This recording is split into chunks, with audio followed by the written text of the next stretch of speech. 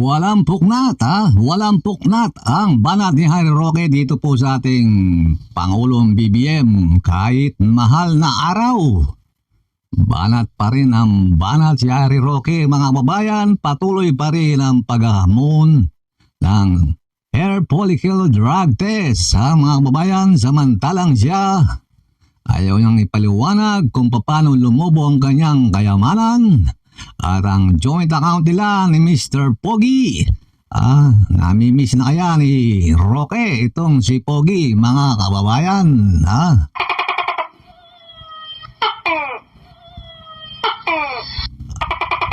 Alam niyo, mga kababayan,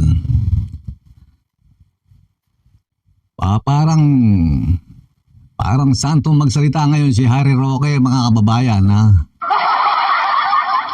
Kasi pati yung mga pangyayari nung paghuhudas, tinawag niya pong hudas si BBM, mga kababayan,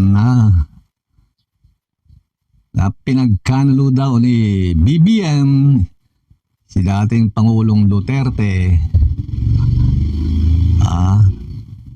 pinadala sa lahig, mga kababayan. Pero ayun naman kay Atty. Panelo, wala naman daw alam si BBM dyan, Roque, paniga kay Panelo.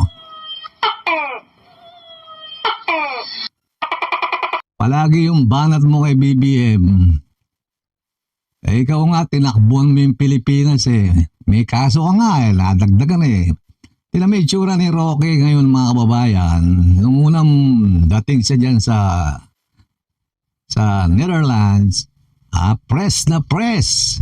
Pero ngayon, siya po ay mukhang bangag. Para kang kwa ngayon, yung ayan, ganyan. Pati na yun itong dalawang ito, mga babayan. Ganitong mga klaseng tao lang ba yung magpapabagsak kay BBM, mga kababayan? Tingnan nyo.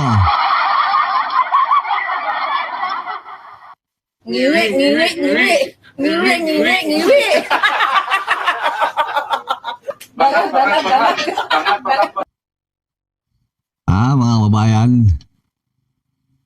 gantong klaseng mga tao lang to, yung magpapabagsak sa ating presidente.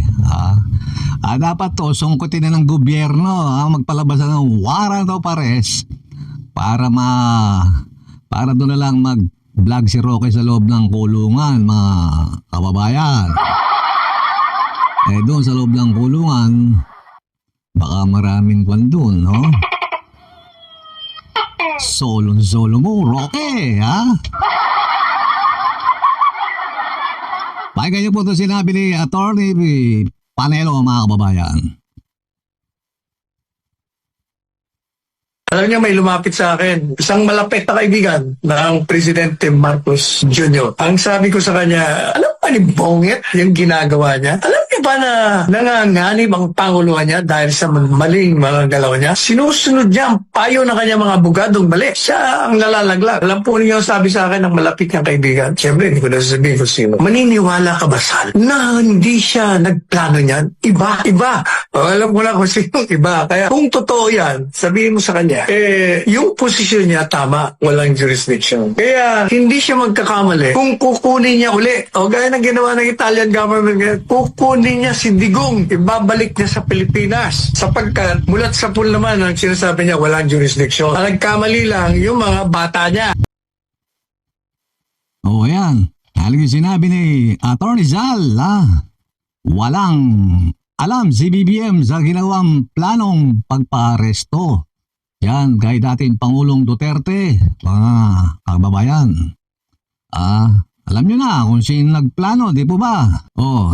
Ayan, Atty. Harry Roque, tsaka si Banat Bay, sinasabi nyo, si BBM ang nagutos.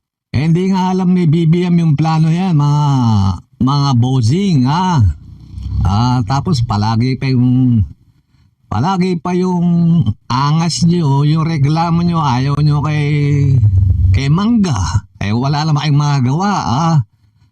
Binabayaran kayo para pagtanggol si Duterte, di para pakialaman yung mga diskarte nila. Sa politika, mga hinayo pa kayo,